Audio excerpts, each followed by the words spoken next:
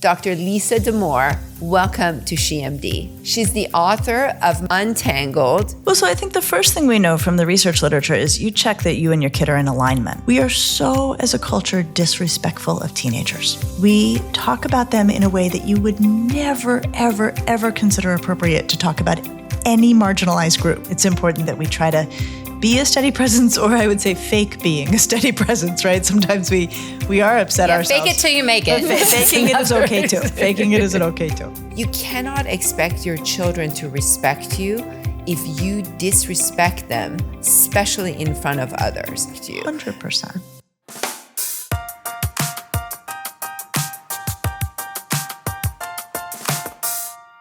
Mary Alice, thank you so much for finally bringing Dr. Lisa Damour to this podcast. She was one of my top 3 choices when we first launched this podcast because her book, Untangled, helped me so much when I was raising my daughters and they were only 10 years old.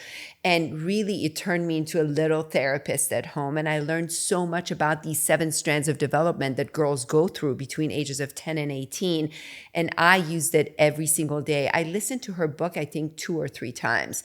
And it was mandatory for our school, for all parents to read this book before starting school. So I just wanted to say thank you for finally convincing her. Wow. No, it wasn't that. She was hard to get. I've been trying for a long time. But what was great for me about today's conversation was that I was a boy mom. I mean, I did end up, thankfully, getting some girls with my second marriage. But her book, Untangled, and then she has 2 other New York Times bestsellers, The Emotional Lives of Teenagers, Under Pressure. Everything that she talks about in Untangled can also really be used for boys. Absolutely. It's just about these teenagers are magical creatures. And if you treat them like magical creatures with obviously some borders and parameters around them, they can grow and be amazing. So this was an awesome podcast. Dr. Lisa Damour, welcome to SheMD. Hi guys, it's Mary Alice Haney and Dr. Thaïs Aliabadi, and we have some amazing news to share with you. You've been asking and we've been listening because nothing matters more to us than your feedback. We know we had to make this happen. OV now comes in a brand new flavor, tropical.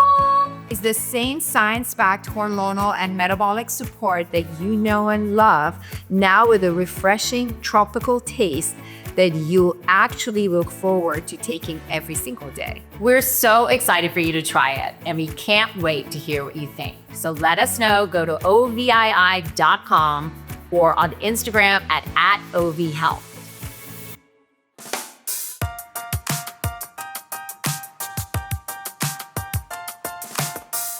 Dr. Lisa Damour, I am so excited to have you on this podcast. When we started this podcast a year ago, and she asked me, who do you want on this podcast? You were one of my top 3. Well, that means a lot. Thank you.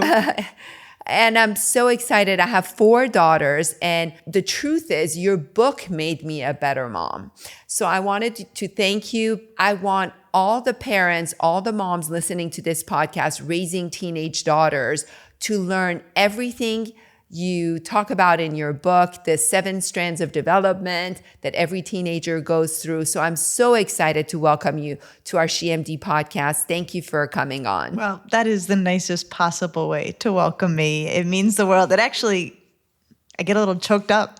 Well, it's a book that has had such profound impact on parenting girls, but you also are an expert in boys too. You're not just about girls. I mean, you've written Untangled, which is what Dr. A said. You've written Under Pressure, The Emotional Lives of Teenagers, which boys are there too. As a boy mom, I'm telling you, they're there too. They're emotional. They're just as emotional as girls. But we really want to dig into everything today. And just, again, thank you so much. You're our Beatles.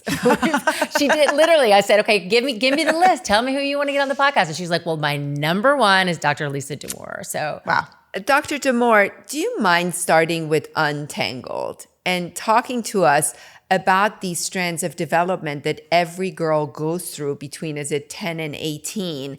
And it's really life-changing. You know, I would go out to dinner with my husband and my daughter would be with her friends and we would sit at dinner and we're like, Samantha, she's chapter 1. This one is chapter 2. This one's stuck in chapter 3. And it really turns you into a little therapist at home with your children. Can you talk to us about these strands of development that every teenage girl goes through? And just right before that, can you just talk about how Untangled came to be? Sure. And actually, the answer is the same to both of the questions. Okay. So Great. I've been a practicing clinician for 30 years. I have taken care of teenagers mostly as my main clientele. And also, at the time I was gearing up to write Untangled, I was training graduate students in clinical psychology. I was their supervisor.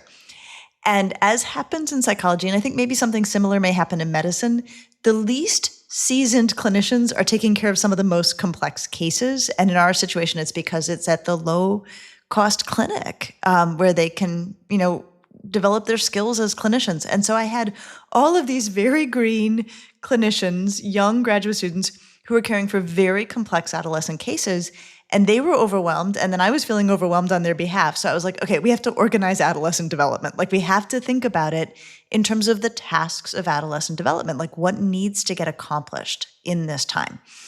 And here I'm drawing on thinking actually that comes from Anna Freud, who was Sigmund Freud's daughter, who thought about developmental lines and thought about them with little kids, in terms of what are all of the fronts on which kids are developing at the same time, physical, cognitive, emotional, all of those.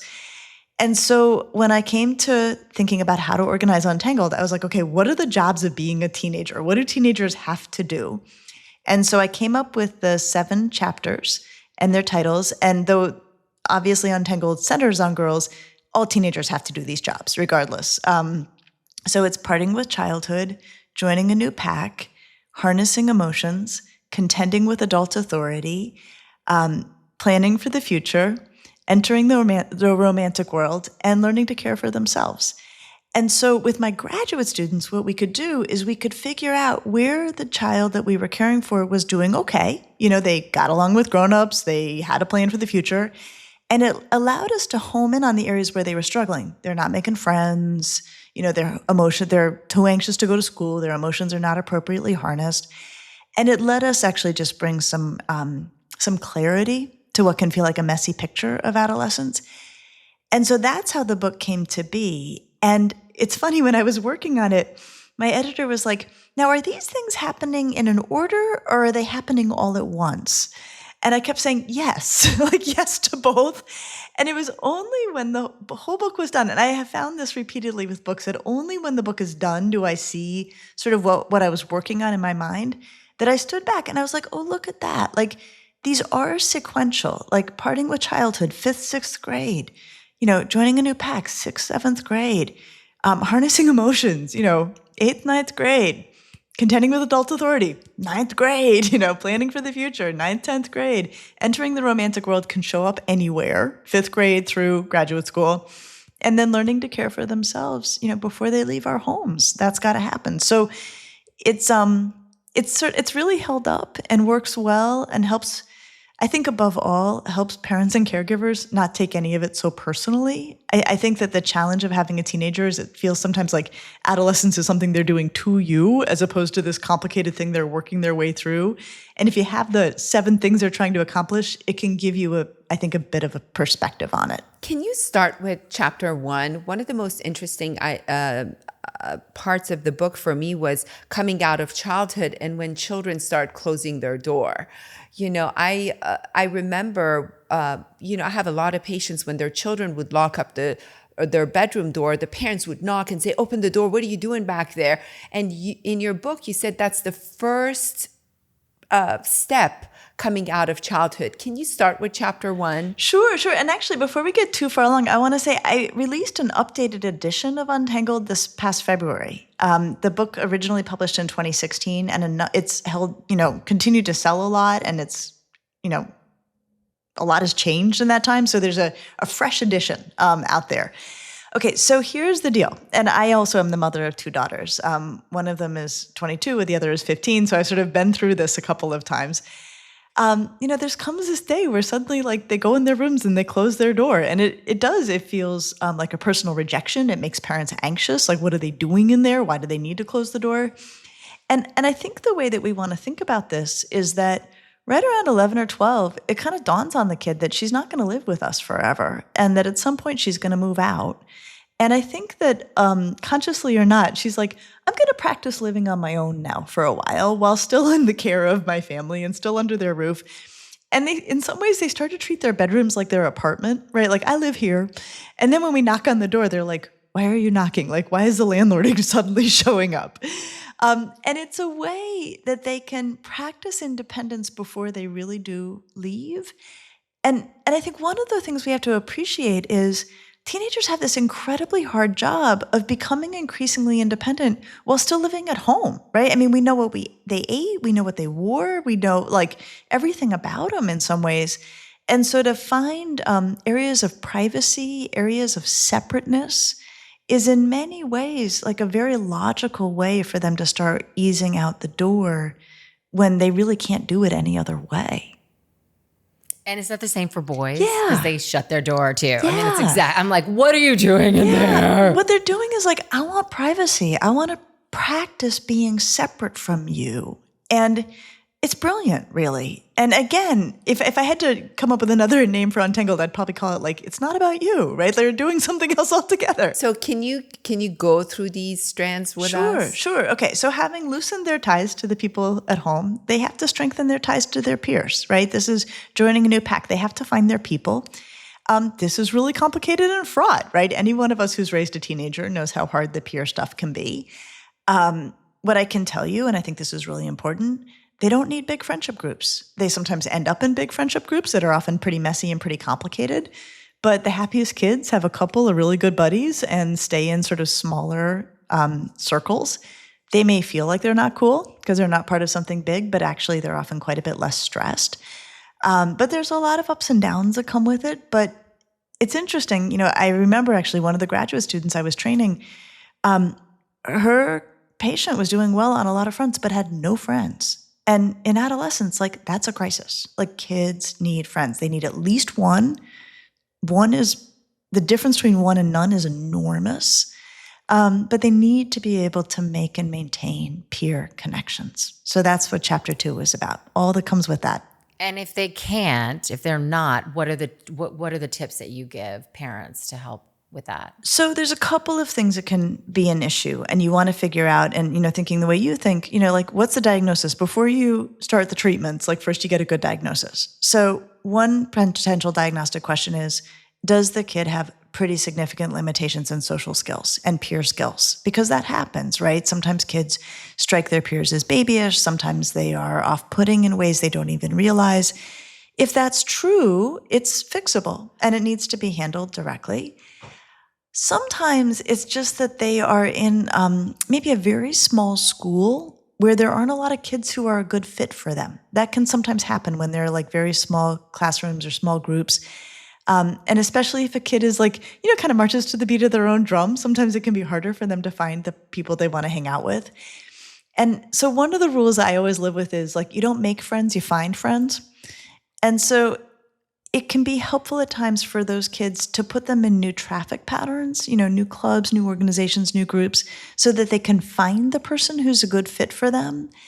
And here again, like, they don't need a big group. They need a friend. And I think sometimes we overshoot and think like, until they have the giant friendship group, this isn't solved. Definitely not. 1 or 2 friends, they're good to go. And so this is chapter 2? That's chapter 2. And then chapter 3 is harnessing emotions. And what we know is like teenage feelings are really big and really powerful and really dysregulating for the teenager. And then as a function of that, for the adults around the teenager, this is normal. This is challenging. This is scary for the kid. This is sometimes scary for the adults. And the goal here is to help kids find really adaptive ways to cope with those emotions, right? And a lot of what The Emotional Lives of Teenager, my most recent book, is about is it's not the distress, it's the coping that really matters. Of course, kids are going to get upset. What I'm interested in as a clinician, are they going to like smoke a bunch of weed to manage it, or are they going to go for a run, right, and listen to their sad playlist, right? Like the great divide is whether they cope in ways that are destructive or constructive, right? That's all we care about. So harnessing emotions is largely about normalizing the fact that this is a very disrupted time and really trying to put the emphasis on making sure kids handle those feelings really well. And by well, I mean in ways that bring relief and do no harm, right? And teenagers do this differently than adults do. I haven't heard a lot of kids be like, yep, it's my mindfulness practice that holds me together, right? Like that's not usually where teenagers are. But teenagers are like, I cuddle the dog. Or as one girl said to me, I force cuddle the cat, right? Or they listen to music, or they distract themselves with a little video game, or they go out and hang out with their friends. Like we have to keep our eyes peeled for all the healthy coping they do and not assume it's going to look like exactly how we cope with distress. So that's chapter 3. Okay, then my favorite chapter was the next one, which is chapter 4, which is contending with adult authority. I loved writing it. I love thinking about it because so often this is cast as like, oh, and then they get naughty, right? And then they are, rubbing adults the wrong way. And I'm just like, it's their job. It is their job to push off against us, to question us, to point out our hypocrisies, to, see, what can I get away with sometimes? And also, I think sometimes to like make us better, right? I mean, I think all of us who have raised teenagers, like they are so much more sort of ahead of us in their thinking on something, so much more broad-minded sometimes than we are. So the ways that they push against us, it's also finding out where the rules are. Kids want boundaries. They want limits, and I think sometimes they'll push until they find one. So that's chapter 4. Should I just keep going? Yes. But I also want you to tell us the red flags, because at the end of each chapter, she has a red flag. Like these are the red flags to look for. Right. Because this is such a great question, which is when do you know whether they're being teenagers or that they actually really need, help. Intervention. That's right. That's the hard question. And I will tell you, when I was working on the book, when I came up with the idea of ending every chapter with a when to worry section, like it was so freeing. And it is true that like the way that every chapter goes is like, here's something your kid does that is like maybe upsetting to you, but not to worry about. Here's what it's about, and like the whole chapter goes like that. And then at the end, it's like, here's when it's time to worry, right? So taking chapter 4, for example, contending with adult authority, we worry about the kid who is rubbing every single adult the wrong way. That is not typical. What is typical is that at home, your kid is rolling her eyes at you and asking a lot of questions and being like, why? And why do I have to do this? But at school, they, know how to handle themselves and they get along well with the adults, right? That's what we expect to see. We do not expect to see a kid who is absolutely aggravating every adult who's trying to work with them. Also, in that one, I worry about kids who never push back. Never rub an adult the wrong way. Never sort of find their way to make their own path. It's not inherently pathological, but it's always a little concerning. I remember years ago, I had a 17-year-old who came in and I was evaluating her, and she's like, I tell my mom everything. And I was like, you do? Like, really? Like, that's why? And just my clinical Scooby sense, I was like, that's not usually how it goes with teenagers. Like, you got to have a little like action on the side. And it might be like nothing terrible, but it's like, it's yours, right? It's yours. Yeah, you got to be up to something. Like, what are you up to? And it doesn't have to be, it's usually not bad, but I want to see a little spice. I like my teenagers spicy. Okay. Then the next chapter is planning for the future. Kids got to make a plan. And, some kids are very, very hard driving. Some kids are bobbing along. But, they're going to get to the end of high school and they need to be able to enroll or enlist or get a job. Like they need to have some way to, move into adult independence. We want to see them angling towards that. We don't want to see them closing doors by making choices that are going to be hard to fix. The when to worry there is the kid who has zero plan, zero agenda, zero interest in anything. That worries me. I think sometimes kids have an interest in stuff their folks don't love, right? Like, they want to be a drummer and that's going to be their thing. But if they're working hard at it and they're learning how to work and they're learning how to deal with disappointment and they're learning how to drive towards something, either they're going to get what they want or they're going to transfer that skill set to something, that's a different kind of thing. And I worry about the kids who are so tightly wound that it is joyless, right? That their attention to what's ahead is just, it crowds out all possibility of being a kid, having fun, So That's chapter 5. I can keep going. There's two more. And I have a quick, I have a quick question about that. So how do you, in today's society with these kids that are so stressed out and it's just this, this need to achieve, how do you strike that balance between holding them accountable and they need to do this and not stressing them out? Because I think as parents too, we put a lot of our own stuff on that, especially when you're thinking about kids going to college and where they're going to go and all of that. So how do we navigate that?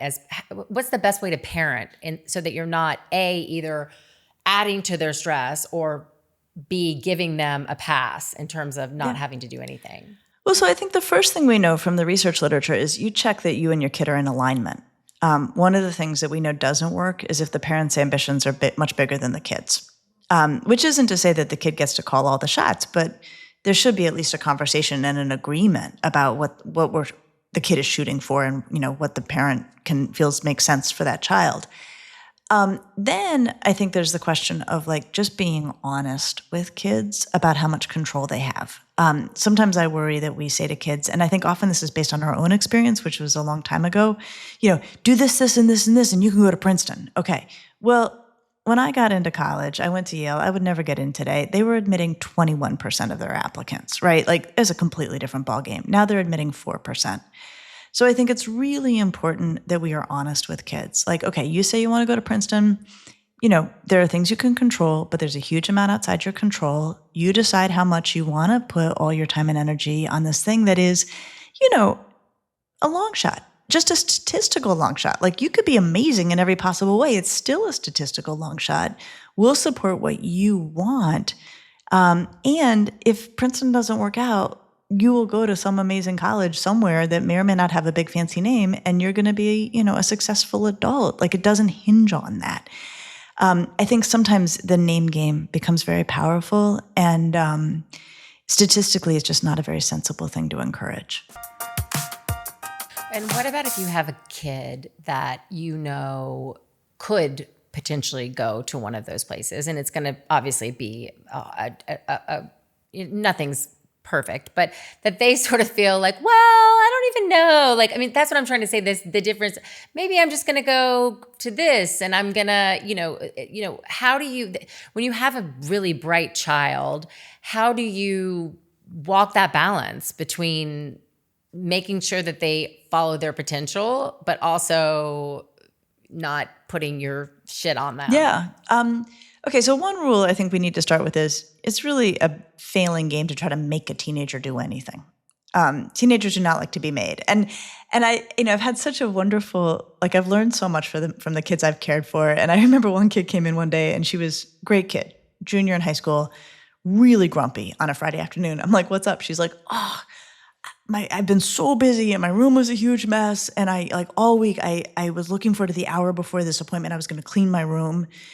Just to make it nice for the weekend. And I walk in the house and my mom's like, you got to clean your room. And I spent the hour fighting with her about how I wouldn't clean my room because she told me to clean my room. And now I'm really mad because it's still messy and I wish it were clean, right? So I think we have to that's adolescence. That is typical and healthy and expectable adolescence. So don't try to make teenagers do anything. It will almost always backfire. Instead, you can just say words that are sort of a pullback and a meta comment of a meta-analysis of the situation. And so you can say things like, hey, I love you, and I am watching you let some opportunities go by or not, work as hard as you could. And I get it that 15-year-old you is feeling this way. I got to tell you, I hope that 18-year-old you isn't going to be annoyed with 15-year-old you for the choices you're making, right? I can't make you do this. I do not have that kind of power, but I've seen a few things. I've watched you develop over time. I know how the world works. And I just want to make sure that at 15, you're not making choices that at 18 you wish were different. And then you leave it alone. I think one of the most effective things we can say to teenagers is, I can't make you do this. This is a choice you have to make. I love you. I'm going to put a vote in for you not making choices you regret, but you're going to do what you're going to do. And you talk about encouraging politeness rather than demanding respect. I love that because I think that I grew up in the South and it was you respect your parents, so that's a really different way of things. So can you kind of dig into that too? Sure. So, respect is a pretty high bar. And like, there's nothing more fun than having a high schooler describe their teachers, right? Because they will give you a very wide accounting of their teachers, some of whom they have tremendous respect for and some of whom they tolerate, right? And if you really get into the details of why they just tolerate the adults they tolerate, kid's not wrong, usually. Usually that they're onto something. So to say, well, you must respect that person, but this person hasn't earned my respect, or this person acts in ways that I actually find offensive. I think we can say, you got to be polite, right? That is the minimum for treatment of another person. And if you also respect them, that's fantastic, but you don't go below polite. You know what I always tell my children, and I think it goes both ways. Sometimes I see that with my patients too. You cannot expect your children to respect you if you disrespect them, especially in front of others. If you're making fun of them, if you're yelling at them, if you're treating them in a bad way in front of other people, then you cannot come home and ask them to respect you. 100%. And I think that's the easiest. Respect goes both ways. I don't care if your child is 6 years old or 16 years old, you have to respect them. And I promise you, if you respect them, they will respect you back. If you don't scream at them, they're not going to scream back. If you don't, it goes both ways. So respect, I think it's important, but as long as it goes both ways, it's not a one-way street. Definitely not. Definitely not. And there's so much to say on that. I'm so glad you said that. So one thing is, if you treat your kid with respect, which I 100% think you should, on account of them being human beings, right? And we are just we just start from a position of being, dignifying other people. Also, when your kid becomes a teenager and their impulses are strong, and maybe they say something really rude or they say it in a nasty way, you can say, we don't talk to each other that way around here. Right? That is one of the most powerful levers you're ever going to have. And you only have that lever if you don't talk to each other that way, right? If you can actually say, I've never spoken to you in that tone, and you're not going to speak to me in that tone, right? That's really valuable. The other thing is, we are so, as a culture, disrespectful of teenagers. We talk about them in a way that you would never, ever, ever consider appropriate to talk about any marginalized group, right? Ever. But with teenagers, teenagers are so dumb, or teenagers are so that, and right in front of them, right? It's so incredible. So it is so, and teenage girls especially teenage girls. So teenagers walk around hyper primed for this. They know how adults talk about them. And so they, if you're even marginally disrespectful, they feel it very strongly. And then the flip is true, and this is basically how I've built my entire career. If you love them and you respect them and you treat them decently, they are so attuned to that, and they are so appreciative of that, actually more appreciative than they should be. They should just be treated that way. But I feel like I've been able to have such great working relationships with teenagers and learn so much from them because they can tell I think they're awesome, right? And I even enjoy the parts that other adults don't, right? And I have to say, the craziest thing, it's this myth of teenagers in a way that this is going to be the worst time of your life. They're going to be terrible. That has not been my case at all. I have had the most magical, wonderful relationships. Now, of course, they need boundaries. And of course, they're going to do this. And some of the time, it's nothing that I didn't do. So, it's just, it is funny too. I have a lot of sisters. I'm one of 4, and we have a brother. But sometimes with a few of my sisters, they want their children to behave so much in this certain way. And I say to them, but you didn't. Why do you expect them to be perfect when you weren't that way? As parents, it's also we almost have amnesia about all the stuff that we went through when we were teenagers. And I think it's just I've loved every single minute. I really have. But it goes back, because I've seen you with your children, it goes back to what I was talking about. When my girls were young, people were like, oh my God, but wait until they're teenagers. They're going to turn your life upside down. I've had the most amazing children, knock on wood. I've never had issues with them. They're so loving, but there's no screaming at my house. I've never yelled and screamed. I've never raised my voice. I've never raised my hand on them. I can't say the same thing at my house. But when you have that loving And your household, you're joking because you have the same household. Well, You're but I so definitely loving. have. I definitely sometimes I've been like, blah! You're more calm than I am. I'm like, blah! But my point is, you don't. Teenagers are only nightmares. I feel like if their parents are nightmares. I had a patient once. She came to my office. She's like, "Oh, my teenager is a witch," and this is a girl I had delivered years ago, and spontaneously, I just looked at her. I'm like, she's not a witch. It takes a witch to raise a witch. You must have been a witch at home to her. And that's why she's acting this way. And she was kind of taken back. And finally, she started crying and she's like, yes, I'm separating from my husband. This has happened. This. So children are a reflection of their parents, and you cannot scream and yell and expect them not to yell. And that's why when you give them love, they give you love back. And that's the message I want people to understand. And one more point I want to bring up, I always worked. I've worked, 7 days after my C-section, I was doing another C-section. And always people would come up to me and make me feel guilty for going to work and for leaving my children with my mother-in-law or I had nannies at a village help me raise these children. But one thing I always say is that if you ask my children to close their eyes and think of their childhood, all their memories with me were hugs and kisses and giving them love. There was no screaming or yelling. So you can't really judge someone for working. If anything, I had so much quality with my children. And that's what they remember. Children don't remember what you do for them. They remember how you made them feel. So as parents, we have to make sure we give them memories of just love and nurture, and instead of yelling and screaming. So it's so important to be mindful. Well, and you talk about that. You have to take care of yourself. You do. do. You can't be expected to be, exemplary as a parent without also taking care of yourself. It's true. And, teenagers are challenging. Like, there's no question. I adore them. I can't get enough of them. But, they are a workout sometimes. And if you are exhausted and not in good shape, it's going to be hard to be a steady presence for them as they're doing their ups and downs. And at the same time, to your point, teenagers live up to expectations and down to them too, right? So we have research showing that if parents expect teenagers to be naughty, their kids are more naughty, right? And we can control for all these things, and it's the parents' expectation that has actually, driven that outcome. Teenagers are provocable. That is true of them. If a teacher is disrespectful of the teenagers, they usually will act out, right? Or, the really, really, really, high executive functioning kids won't, but everybody else will, right? So we need to treat them respectfully, both because it's what they deserve, but also because, they can live down to our expectations if we hold low expectations of them. One thing, I don't know if it's from your book or if I read it somewhere else, but they were saying teenagers are constantly on a roller coaster.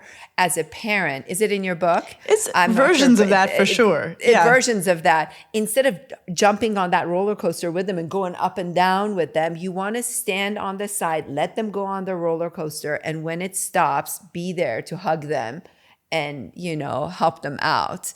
And I think that was such a good advice for me, because you can't, they get emotional and you can't jump on that roller coaster with them. And I think that was it helped me a lot to just kind of pull myself away and let them do what they wanted to do. And after they calmed down, I would talk to them. Yeah. No, their feelings are really big and they dysregulate. It's a neurological phenomenon. It's not something they can control. But it's scary to them. And if the adult gets upset as they are, it's actually really scary, because then it feels like, oh my gosh, this is bad, right? I thought this was 15-year-old bad. Turns out it's 50-year-old bad. It's important that we try to be a steady presence, or I would say fake being a steady presence, right? Sometimes we are upset ourselves. Fake it till you make it. Faking it is okay too. Faking it is okay too. Well, can we talk about some big feelings? So entering the romantic world. Is that chapter 6? So chapter 6 was an interesting one, because truly, there are fifth graders who are in relationships, which is basically some friend has brokered it and they may or may not speak to each other. And then there are kids who this is just not interesting to them until very late in adolescence, or maybe even early adulthood, or they're not, they're going to have crushes on, music stars, but they're not going to really pursue it in real life. In writing about this for girls, it really was important to me to center girls' desire, that we don't tend to talk about girls centering what they want for themselves and, what they don't want for themselves. Girls are very much often responsive or asked to be responsive to the demands of people around them, even in their romantic lives. So it's important that we talk about it. It's important that we talk about it as part of healthy development. We can, especially with girls, default to talking about it like, don't get pregnant, don't get yourself in a bad position, don't, some people say harm your reputation. The more we can talk about it as like, hey, here's what a healthy romantic life looks like. This is what you deserve. Here's how you hold standards that you don't bend ever for how you're treated in romantic contexts. It's an important thing. And then in terms of when to worry, we worry about kids who are way ahead of the game, who are on, sort of fast track, like getting engaged in, very premature adult sexuality. We worry about that. I worry about girls for whom it's a main source of self-esteem, having a lot of romantic activity. And I worry when there's actually a big gap in age. We have data showing that if kids are dating somebody who's a couple of years older, like 1 year is not that big a deal, but 2 or 3 years is actually more like worrisome in adolescence. We worry about the power imbalance there, that it may not be as equitable a relationship as it should be. So what do you do if you have a girl that is, using sex or relationships to fill her bucket, or is dating somebody way old? I mean, like, what, as a parent, what do you do? I know it's very worrisome when that happens. I mean, I think the thing is you find other ways for her to feel good about herself, right? You require her to get a job. You require her to do volunteer service. You require her to, have something that she cares about that is a source of self-esteem, that is not, hinging on her attractiveness to other people. Everyone needs a way to feel good about themselves. Everyone needs to feel that they are valued. And, bluntly, the girls I've seen make the dumbest decisions about how they handle themselves in romantic settings are the ones where that's where they're getting all of their good feeling about themselves. And it's too risky. And it's, everyone deserves to have other ways to feel good. And I think self-care, you talk about this as well. And you wrote about it in Untangled, but for God's sakes, the boys have got to it's a struggle sometimes to get them to brush their teeth. I mean, how do you, can you dig into that a little bit? Because that's sort of the last frontier before they go off on their own. Yeah. So, when we think about being moms, right, raising kids, there is, this wonderful gradual trajectory where, first of all, at the beginning, we do all the care, right? We bathe them, we feed them, we make sure everything about their lives is just as it should be. And what we want to see through adolescence is a gradual handing off of those responsibilities, right? That they take over the care of themselves. And there's a few ways that we can couch this. One is like basic hygiene stuff, right? So you can say to a kid, it used to be my job to make sure your teeth are brushed. Now it's your job to make sure your teeth are brushed. Like, you're a big kid. And if you need to put some leverage behind it, you can say, you taking good care of your teeth or you taking good care of your body is part of how you are showing good judgment, and that you are someone who knows how to take care of yourself. If you want to go to that party at that house where I think things are kind of out of control, you're not going until you show me on the stuff I can see that you know how to take good care of yourself. Because by the time you get to that party, I'm counting on you to take good care of yourself. And what kind of parent am I if I'm watching you do a bad job here and I let you go there? So you can do that. The other thing, and this really sort of becomes very, very primary in adolescence, or a big deal, is safety questions, right? Drugs, drinking, sex, driving, how kids handle those things. Those are safety questions, and we want to talk about them as safety questions, right? The reason we don't want kids drinking is it is not safe for them most of the time where they're doing it. Drugs, not safe. Sex, if they're having, an increasingly, intense romantic life, it can be a good thing. It's not always a safe thing, and we want it to be a safe thing. And certainly how they drive, if kids are driving, right? It's a safety issue. It's not that we're just trying to keep our foot on their necks. It's that we want them to be safe. So talking about all the risk factors that are out there in terms of I love you, I have kept you safe all this time, now it is your job to keep yourself safe, puts the emphasis where it belongs, which is not don't let me bust you. It's you need to take good care of yourself and I'm counting on you to do it. How do you deal with punishment? setting expectations. I was somebody that was grounded every single weekend in high school, literally. So I was the firstborn, and my parents were very strict on me. They said by the time the twins came along, which were 4 and 5, they were like, they could play in the freeway as far as I'm concerned. I'm exhausted. I'm done with it.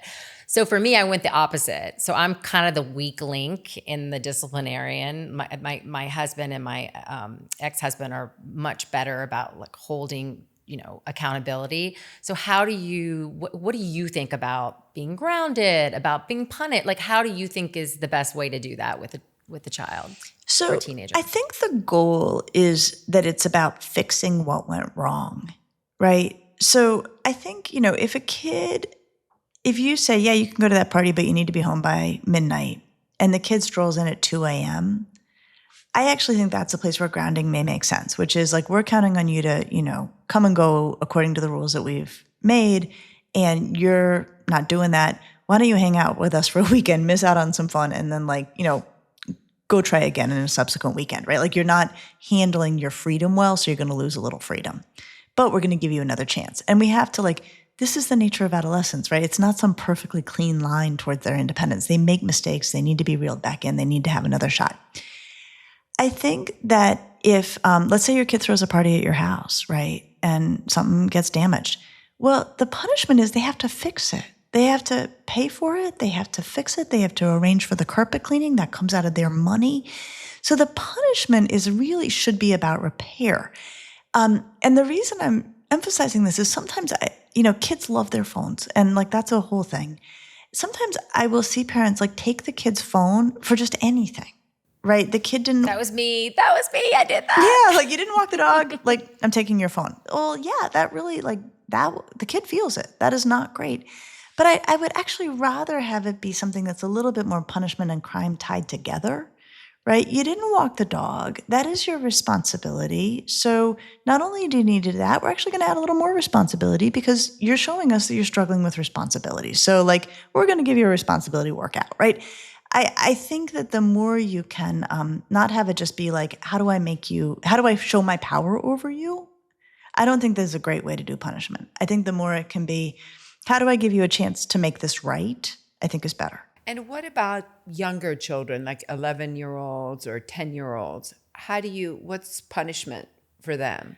Well, give me a for instance of what they've done wrong. What would be a thing that they needed to be punished for? I've had good kids. I'm trying to think of scenarios. I mean, when they're little, it's just, okay, I don't know. You draw on the wall. Yeah, you draw. Draw on the wall. Okay, so first of all, we want our response to be proportional, right? So drawing on the wall, that's not good. That's not good. That's, you don't want to be oh, that's adorable. That is strange to kids.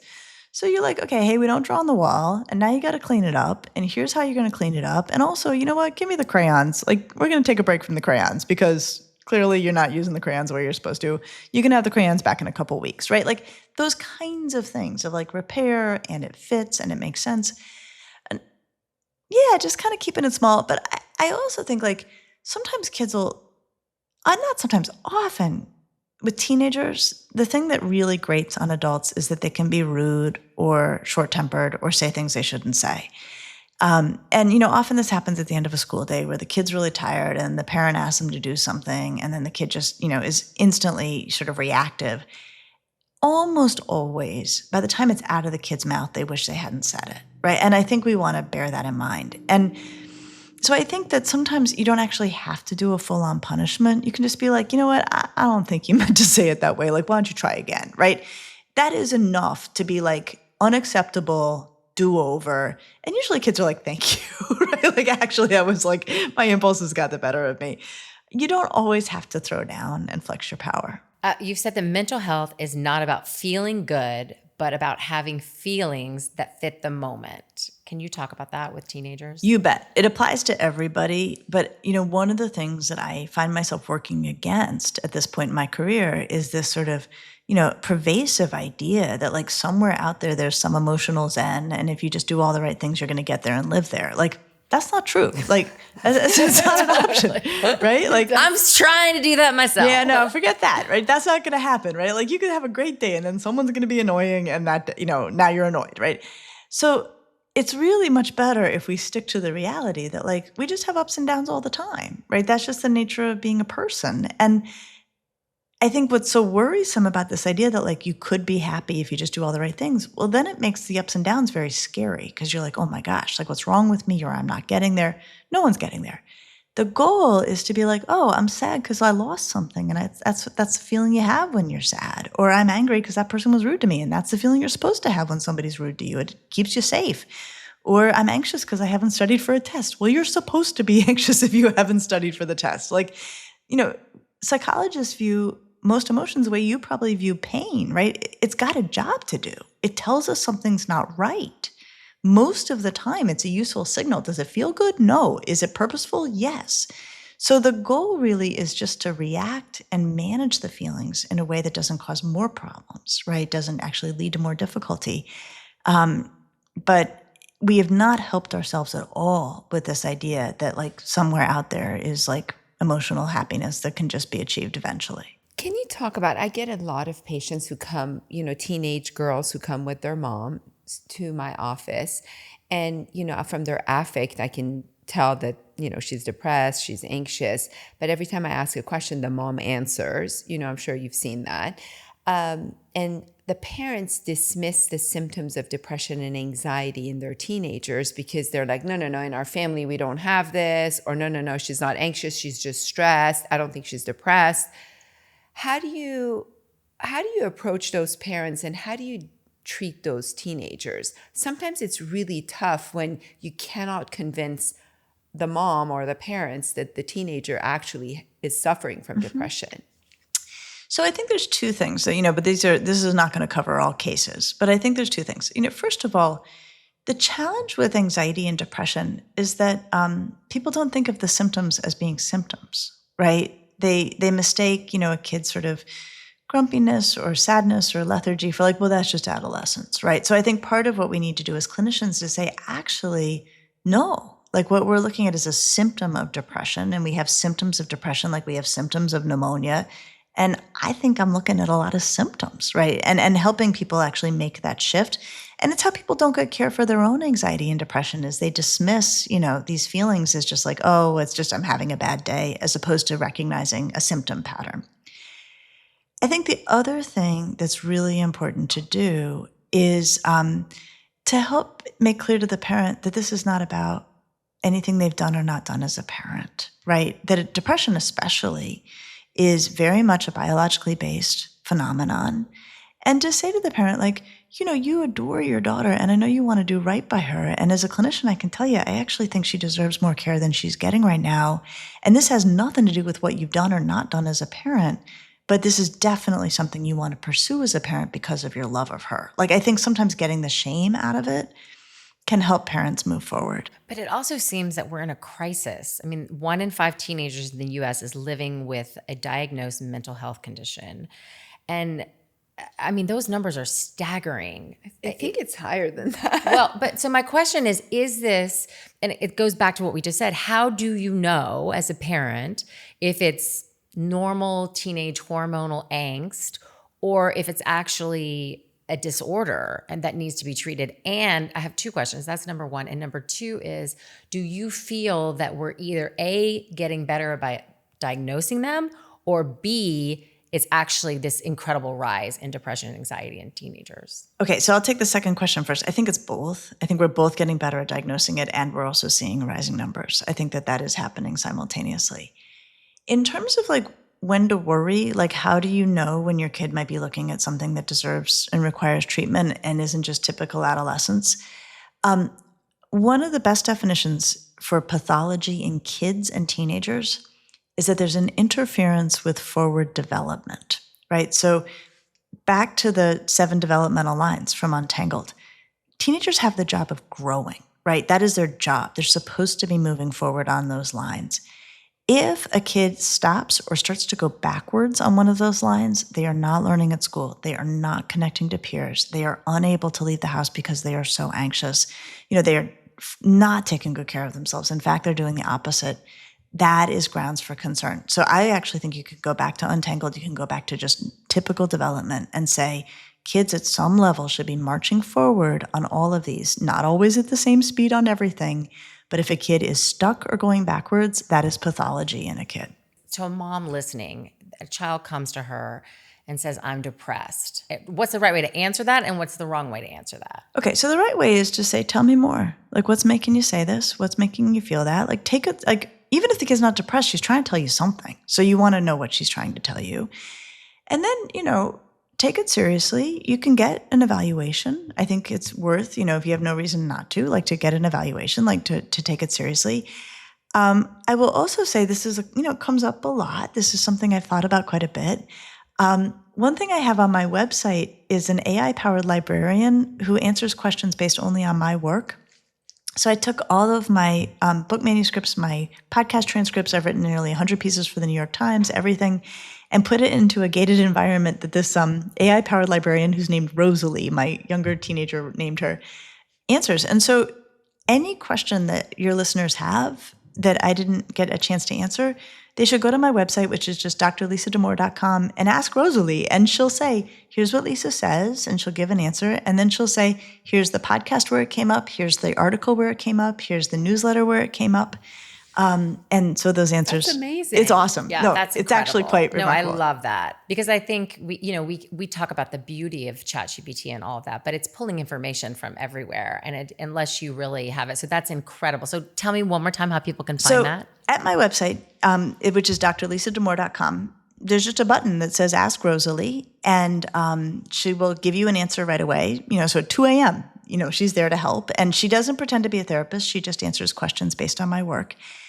Also at my website, there is a newsletter that is free where I summarize key points from the previous week's podcast. And then I have a podcast called Ask Lisa, The Psychology of Raising Tweens and Teens, which comes out every week and answers parenting questions. So you have done so much work in this space. I guess my final question to you is, Untangled was such an amazing resource.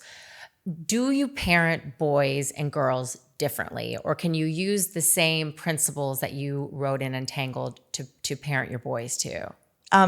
It's funny, ever since that book came out, parents have found me and said, you know what, I bought it for my daughter, but 80% applies to my son. And I think that is very, very true. And then my subsequent work and my work outside of my books has focused very heavily on kids of all genders. Amazing. Thank you. You are incredible. We're going to have you back again because we have so many more questions. I'd love that. Thank you so much. Thank you for taking the time, and thank you for your book. I want every listener to read Untangled. It really made a difference in my life. I'm so glad. I always recommend it. And then just really quickly before you leave, tell everybody one more time where they can find you. So go to my website, drlisadamour.com, and there are tons of free resources. My podcast, my weekly newsletter, Ask Rosalie, my AI-powered librarian. Those are all there for you. And also on social media, on Instagram, I'm at lisa.damour, and every day I put out content to support families. Amazing. Thank you.